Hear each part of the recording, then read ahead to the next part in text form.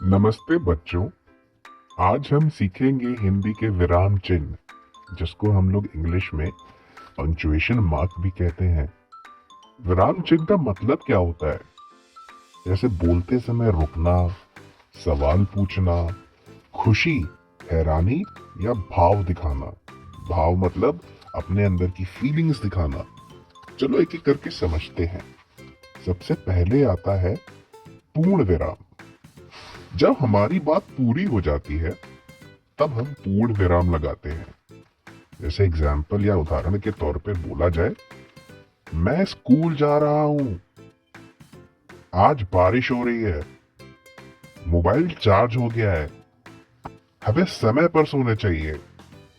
जब भी वाक्य पूरा हो जाए तो अंत में पूर्ण विराम लगाते हैं, जिसे हम लोग खड़ी पाई भी कहते हैं। खड़ी पाई का मतलब एक सिंपल सी सीधी लाइन ड्रॉ करते हैं, छोटी सी, जिसको हम लोग पूर्ण विराम कहते हैं। चलिए दूसरा आप जानते हैं। दूसरा आता है अल्प विराम। जब हम एक से ज्यादा चीजें बताते हैं तब अल्प विराम लगाते हैं। जैसे एग्जाम्पल या उदाहरण के तौर पे, मेरे बैग में किताब, कॉपी, पेंसिल और रबर है। आज मैंने दूध, ब्रेड, फल खरीदे।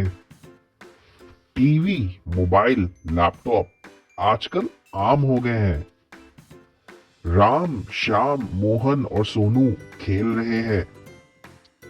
तो हमने ये देखा कि अल्प विराम तभी यूज होता है, यानी कॉमा को हिंदी में हम लोग अल्प विराम कहते हैं, वो तभी यूज करते हैं जब एक से ज्यादा कोई चीजें आ जाती हैं एक ही सेंटेंस में, यानी एक ही वाक्य में। चलिए तीसरा हम लोग देखते हैं क्या आता है। प्रश्नवाचक चिन्ह। जब हम कोई सवाल पूछते हैं तब प्रश्नवाचक चिन्ह लगाते हैं। उदाहरण, तुम्हारा नाम क्या है? आज स्कूल कब खुलेगा? क्या तुमने होमवर्क किया? ये मोबाइल किसका है? सवाल के अंत में हमेशा प्रश्नवाचक चिन्ह यानी कि इंट्रोगेटिव साइन लगता है, और जैसे ही हम उसको लगा देते हैं तो हमारे पास एक वाक्य खड़ा हो जाता है, जो कि ये दर्शाता है कि हम किसी से क्वेश्चन कर रहे हैं, जो कि हम किसी से कुछ सवाल कर रहे हैं।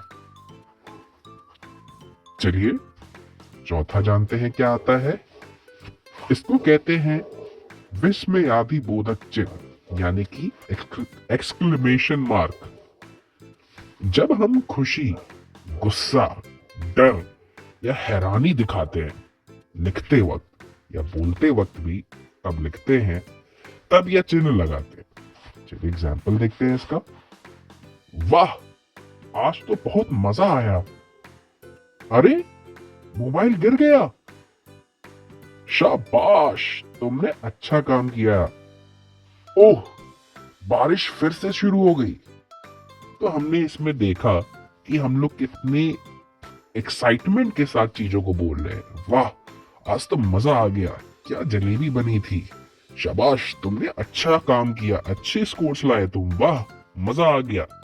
कभी भी हमें ऐसी फीलिंग आए जिसमें हम कभी भी खुश रहते हैं या गुस्सा व्यक्त कर रहे हैं किसी चीज में, या बहुत सी चीज में मुझे डर लग रहा है या आपको डर लग रहा है, तो हम उसको एक्सक्लेमेशन मार्क बोलते हैं, जो कि उल्टा आई का साइन होता है। इसको हिंदी में विस्मयादि बोधक चिन्ह कहते हैं। चलिए आगे जानते हैं।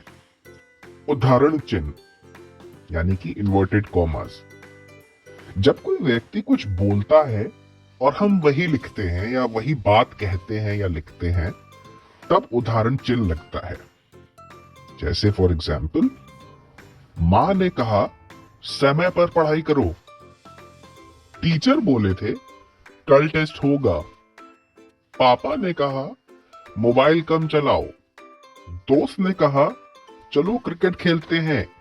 ये हम जैसे किसी को बात बता रहे हैं सेम टू सेम, जो कि हमें किसी ने बताई हो, तो हम लोग उसको एक प्रॉपर इन्वर्टेड कॉमास या उद्धरण चिन्ह में हम लोग उसको लिख देते हैं। चलिए आगे जानते हैं क्या आता है। कोष्ठक यानी कि ब्रैकेट्स, क्लोज ब्रैकेट या ओपन ब्रैकेट। जब हम कोई एक्स्ट्रा जानकारी देना चाहते हैं तब कोष्ठक का प्रयोग करते हैं। चलिए एग्जाम्पल देखते हैं। ताजमहल आगरा में है, जो बहुत सुंदर है। विराट कोहली जो कि भारतीय खिलाड़ी है, मशहूर है।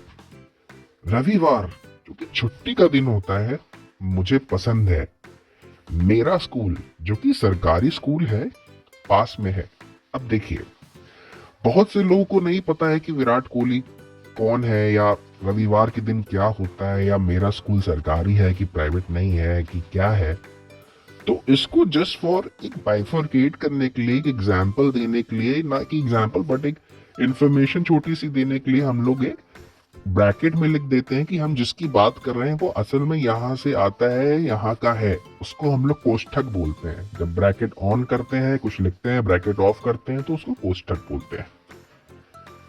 ठीक है, अब हम लोग आते हैं नेक्स्ट पे। त्रिबिंदु, जब हम बात पूरी नहीं करते या सोच में रुक जाते हैं, तब त्रिबिंदु लगाते हैं। चलिए देखते हैं एग्जाम्पल इसका।